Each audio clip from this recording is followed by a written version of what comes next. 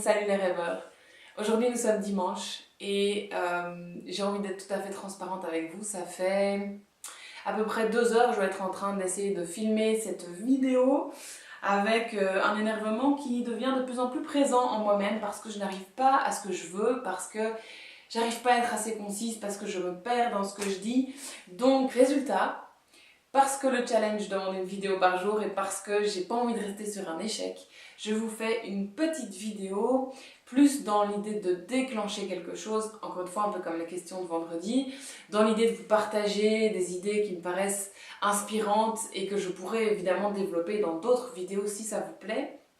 Je vais vous parler du couple dans l'habitation et de ce que le Feng Shui peut révéler sur la manière dont vous êtes ensemble. Combien parmi vous ont déjà pu observer dans leur quotidien l'impact que peut avoir l'aménagement intérieur sur l'harmonie dans leur couple? C'est une évidence, la façon dont vous agencez, la façon dont vous aménagez votre intérieur et l'investissement que vous mettez là-dedans, ça a vraiment des incidences très concrètes sur ce que vous vivez à deux et sur les projets communs. La première chose assez évidente, c'est d'observer à quel point il y en a un des deux qui s'investit plus là-dedans, et c'est souvent le cas. En quoi le Feng Shui peut vous aider là-dedans? Le Feng Shui est un outil qui ne vient pas dire ce qui est bien ou ce qui est mal, déjà ça c'est génial. Il vient observer, analyser, d'ailleurs il y a vraiment une grille à appliquer sur une habitation pour faire le point sur ce qui existe. Il vient donc de manière très juste et très pertinente révéler qui vous êtes et comment vous fonctionnez. Une fois que vous avez compris et observé ce qui est en place, vous allez avoir un levier de dingue sur ce que vous pouvez mettre en place pour changer ça et pour rééquilibrer les énergies et donc rééquilibrer votre vie. C'est pas merveilleux ça? Donc pour ceux et celles qui ont l'impression qu'après quelques années, ils ont peut-être moins de projets communs ou moins de petits projets communs dans leur habitation, qui se sentent moins en union avec leur partenaire, qui se sentent peut-être moins connectés l'un à l'autre, rassurez-vous, j'ai des solutions pour vous. Je ne les ai peut-être pas aujourd'hui encore au stade où j'en suis dans ma formation Feng Shui, mais je vous promets que je vous en apporterai des très concrètes dans pas longtemps. La bonne nouvelle du jour, c'est que ce sont des choses très faciles à appliquer dans votre quotidien. Le Feng Shui ne vous demande pas un budget de dingue, ne vous demande pas un changement total de ce qui vous entoure, c'est vraiment des changements subtils dans votre habitation.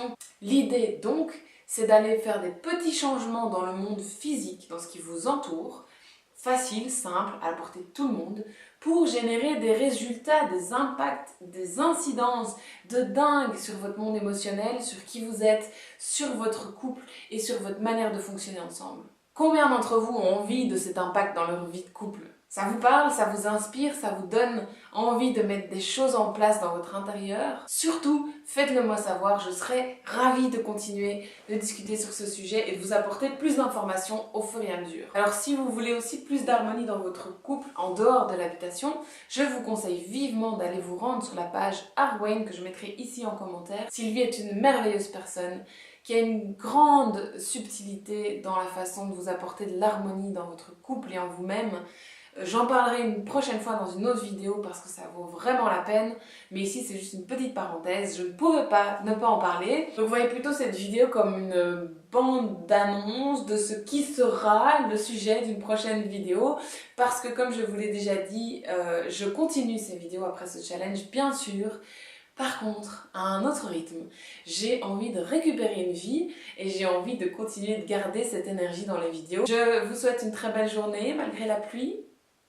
Profitez justement d'autant plus de votre intérieur chaleureux et je vous dis à demain pour une prochaine vidéo. Ciao ciao!